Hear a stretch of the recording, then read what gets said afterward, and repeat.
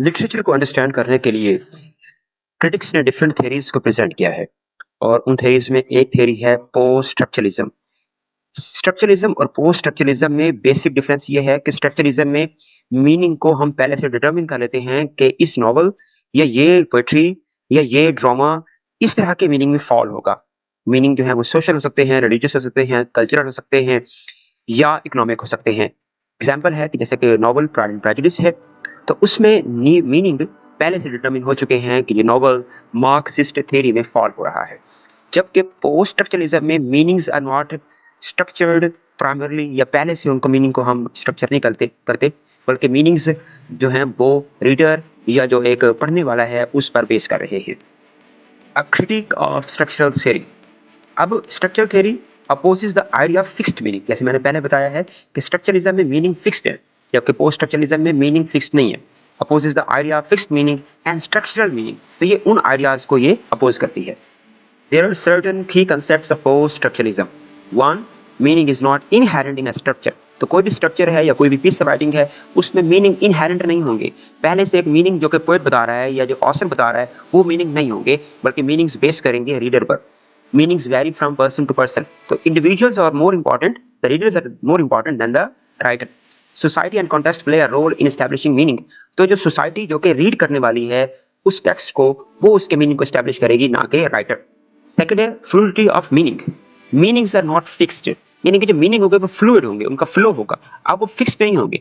वो एज के wise, culture के वाइज, रिलीजन के वाइज, रीजन के वाइज वो चेंज होते रहेंगे। It has multiple interpretations. तो जितने रीडर्स होंगे उनके मुताबिक मीनिंग्स का फ्लो या उनकी चेंज, मीनिंग जो एक वर्ड्स का जो मीनिंग होगा वो चेंज होगा। The reader has a role in constructing meanings, और रीडर का भी एक रोल होगा। पोस्ट कंस्ट्रक्शनलिज्म ये रिजेक्ट करती है बाइनरी अपोजिशन के मीनिंग्स को। अब बाइनरी अपोजिशन क्या है? जैसे कि गुड है, इवल है, मेल है, फीमेल है, डार्क है, लाइट है, डे है, नाइट है, ये बाइनरी अपोजिशन है। तो ये कहता है कि सच अपोजिशंस आर आर्टिफिशियल, इनकी कोई अहमियत नहीं है, ये मसनूई है, इंसानों के बने हुए हैं। Concepts are interconnected and independent. और जो भी वर्ड्स के जो कॉन्सेप्ट्स होंगे या जो भी किसी भी टेक्स्ट के कॉन्सेप्ट्स होंगे वो इंटरकनेक्टेड भी होंगे और वो इंडिपेंडेंट होंगे। Then we have the deconstruction theory in the post-constructionalism. तो मीनिंग्स आर इनहेरिटेंटली अनस्टेबल। वही दोबारा बात है। As tradition change, meanings change. Meanings are based on individual thoughts. Focus on power and discourse. Michael Foucault का idea है, ये कहता है कि language is the discourse of powerful, यानी कि लैंग्वेज उन लोगों की जबान है जो कि पावरफुल है। तो और वो लैंग्वेज ही फ्लरिश होती है, ग्रो होती है, जो कि पावरफुल हो, चाहे वो रिलीजियसली पावरफुल हो, चाहे पॉलिटिकली पावरफुल हो या इकोनॉमिक में पावरफुल हो। तो जो भी पावरफुल होंगे उन्हीं की लैंग्वेज होगी। तो लैंग्वेज न्यूट्रल नहीं है, यानी कि हम ये लैंग्वेज कहें कि न्यूट्रल है।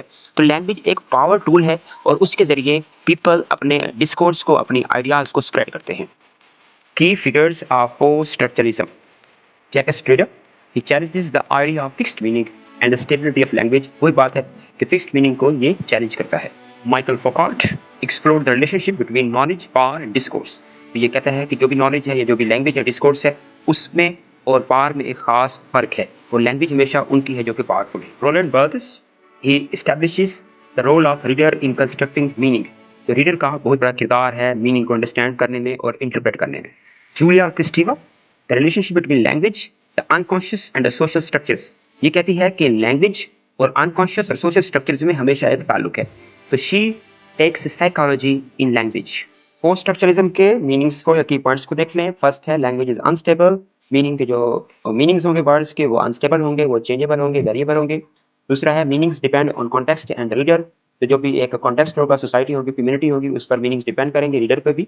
मिसाल के तौर पर कोई पीस ऑफ टेक्स्ट है, अगर वो मुस्लिम सोसाइटी में उसके मीनिंग कुछ और ड्राइव किए जाएंगे, अगर वो किसी एक यूरोपियन सोसाइटी में है तो उसके मीनिंग चेंज हो जाएंगे। फिर power influences knowledge and truth. तो पावर का एक बहुत बड़ा रोल है नॉलेज और ट्रूथ को इन्फ्लुएंस करने में। Authors do not control how their work is interpreted. और ऑथर्स का कोई कंट्रोल नहीं है, वो सिर्फ और सिर्फ अपनी पीस ऑफ राइटिंग को एस्टैब्लिश करते हैं या उसको वो कंपोज करते हैं। They have no role in making the meanings of the text. Thanks for watching. Like and subscribe to my channel Learning English 3743. Thank you very much.